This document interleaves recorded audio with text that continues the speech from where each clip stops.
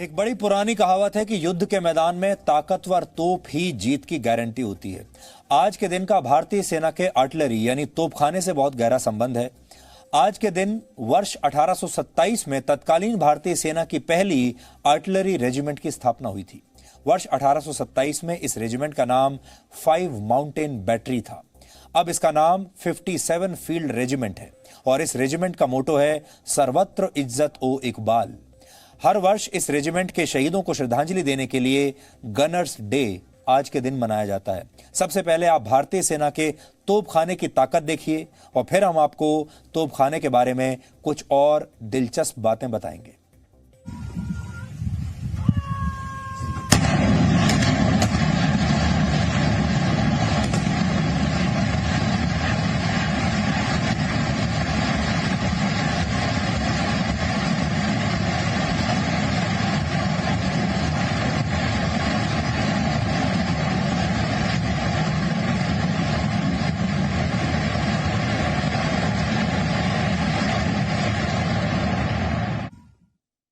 जब भी तोपखाने की बात होती है तो आपको कारगिल युद्ध में बोफोर्स तोप की ये तस्वीरें जरूर याद आती होंगी।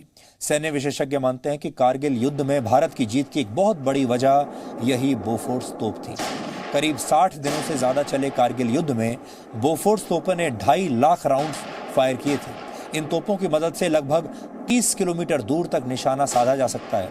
सिर्फ टाइगर हिल्स के ऑपरेशन में ही बोफोर्स ने 9000 गोले फायर किए थे और कहा जाता है कि सेकेंड वर्ल्ड वॉर के बाद पहली बार किसी युद्ध में इतने ज्यादा राउंड्स फायर किए गए थे।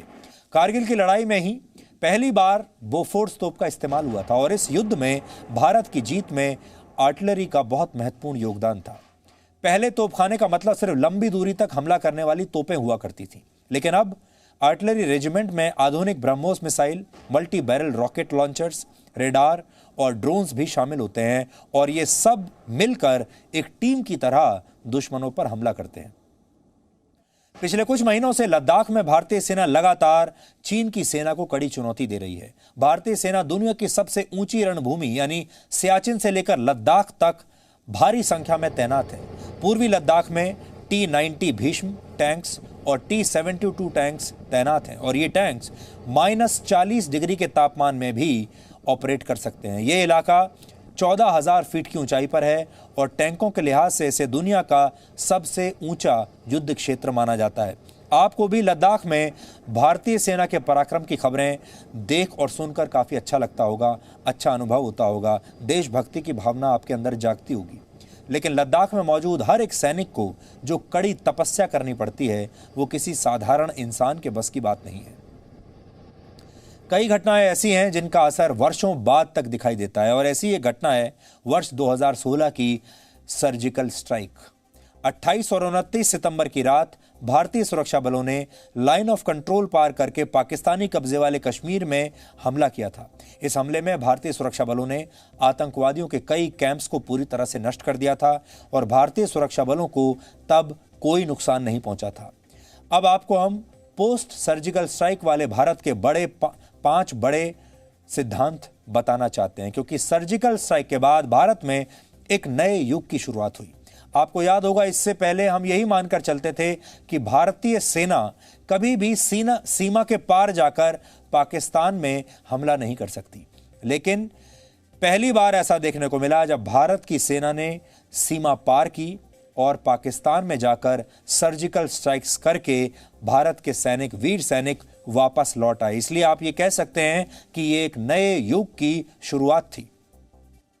अब चीन के मिलिट्री एक्सपर्ट्स चीन की सेना को ही भारतीय सेना के हमले की चेतावनी दे रहे हैं। उन्हें डर है कि भारतीय सेना में इतनी क्षमता है कि वो कुछ ही समय में LAC को पार कर सकती है, क्योंकि भारत की सेना ने ये एक नहीं 2-2 बार करके दिखाया है। आपने बालाकोट को देख लिया, बालाकोट एयर स्ट्राइक हुई और आपने ये सर्जिकल स्ट्राइक्स भी देख ली। यानी नए भारत के पराक्रम से अब चीन और पाकिस्तान दोनों डरते हैं।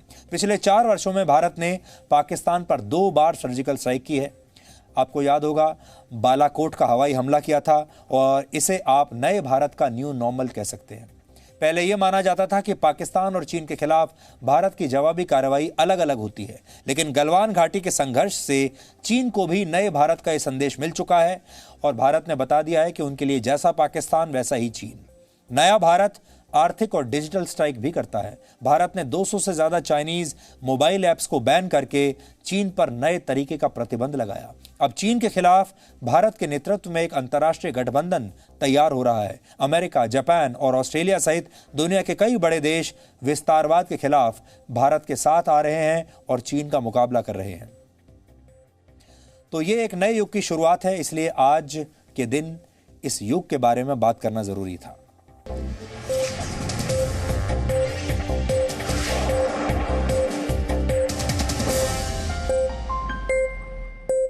Presenting B News app, available on Google Play and App Store. Download it now.